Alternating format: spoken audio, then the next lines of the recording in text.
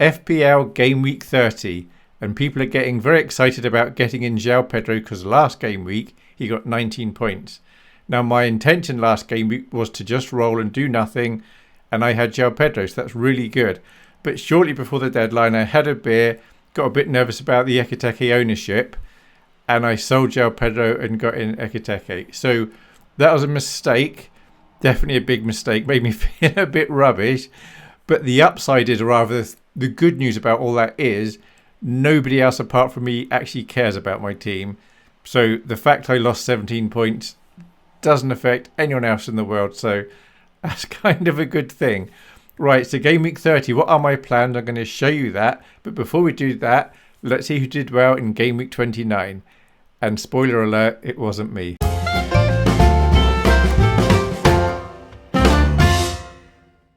So in the Midnight Mule Mini League for Game Week 29, the top scorer was Josh Godfrey with the Real Kinder and Buemo with 108 points with no chip. So that was very nice indeed.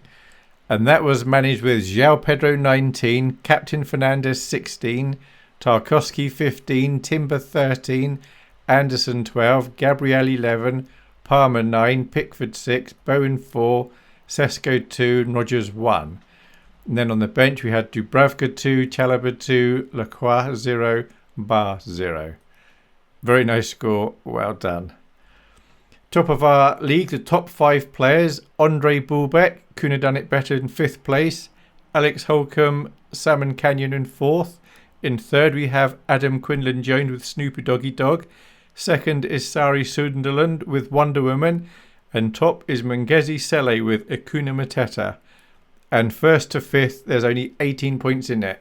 And we've got 9 weeks left, I think. So plenty of things can happen yet. So Mackenzie Seller, 73 points, no chips. And that was managed with João Pedro 19, Tarkowski 15, Gabriel 11, Fernandez 8, Enzo 4, Stack 4, Captain Ekiteke 4, Rice 3, Dubravka 2, Haaland 2, Virgil van Dijk 1. And then on the bench we have Verbruggen for 2, Wilson for 0, Mukulele for 0, Goodmanson for 2. As for me, I'm all the way down in 157th with 53 points. No chip played, and that was with Gabriel 11, Fernandez 8, Alderete 7, Semenyo 7, Pickford 6, Captain Haaland 4, Rice 3, Thiago 2, Chalobah 2, Ekiteke 2, Virgil van Dijk 1. And then my bench, I had Dubravka 2, and then O'Reilly, Wilson and Miley. None of those played. So, yep, it happens. It's just one of those things. I did keep looking back and trying to understand my logic and understand why I did it. I even posted when I said about making the transfer, I posted on X that I thought João Pedro could do very well against Aston Villa. And I also thought Wolves had done quite well recently, so I didn't have high hopes for Ekiteke. But there you are, I did it. I will be hopefully more careful the last 9 game weeks, and then next season hopefully I won't be quite that stupid. So for the upcoming game week, I really am intending to roll, so I'll show you how my team's looking. I'm not captaining Haaland this game week. I am in fact intending to captain Ekiteke, even though he's got like 1 return in the last 5 or 6 game weeks. Liverpool have been underwhelming. They're at home to Spurs. A Spurs that doesn't have Van de Ven, who's arguably their best player.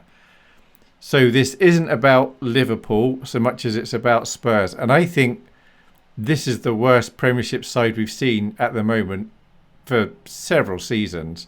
Like last year, Southampton would have beat them. They're ridiculous at the moment. Now, maybe they're going to get a new manager in the next few game weeks and Spurs will pick up again. But as they are, they're absolutely shocking. So obviously you shouldn't be free hitting this week. But if you are, I'd say get in 3 Liverpool players just to attack Spurs. Anyway, so Ekiteke and then of course his mate Virgil van Dijk. Now Spurs can score goals, so I'm not particularly expecting a clean sheet there. But Virgil could still get 2 goals and a couple of assists for Ekiteke's hat-trick. It could happen. Then I've got Fernandez as vice-captain at home to Aston Villa. Now he's around or just over 80% owned at my current rank, which is around 500,000. And quite a few managers are captaining him. So I'm expecting Fernandes to be over 100% effective ownership. And so points that he get are actually going to be slightly minus for me. That's what I'm expecting. And then Thiago at home to Wolves, that's perfectly nice.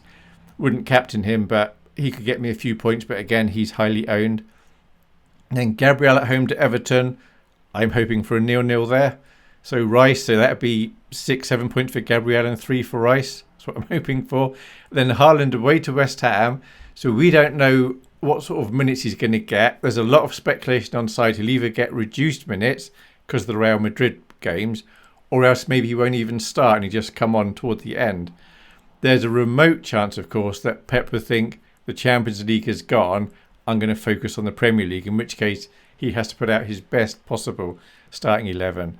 So Haaland would be the safer captain, but I've got to attack Spurs just because they're so bad.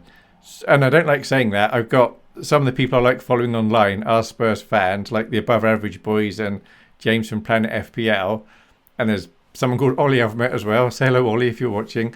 So I've got nothing against Spurs per se. I'm just saying, just grab the opportunity and attack them. So Haaland, just like Fernandes, is going to be well over 100% owned, and he's going to be negative points for me. So on the one hand, I kind of want Haaland to get 2 points and not do anything. On the other hand, it would be nice to see him do well just because it's him, and a lot of managers have sold him. And then his mates, O'Reilly, I assume he's going to be playing, and Semenyo, no idea what the minutes are actually going to be like, but hopefully they'll be able to get something between them. Then Wilson, he's currently flagged. I'm assuming he's going to play, but I don't mind if he doesn't play because I'm happy with my bench. What I don't really want is for him to be on the bench and then come on for a few minutes. I either want 80 plus minutes or nothing from him.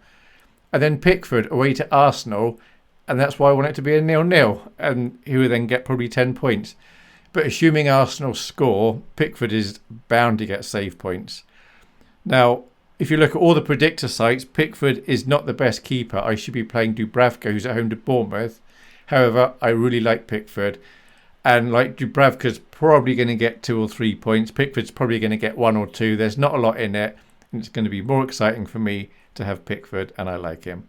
And then on the bench, I've got also Chalobah at home to Newcastle. So if Wilson doesn't play, he'll be coming in. Aldrete at home to Brighton. That is also a perfectly good fixture. And then Miley, almost certainly not playing, away to Chelsea. But I'm hoping he's going to play next game week because I've currently got 5 players not playing next game week, so I kind of need Miley for that. So game week 29 this season was when I had to accept the fact I'm not going to get a really high rank this game season because I messed up with the 19 points.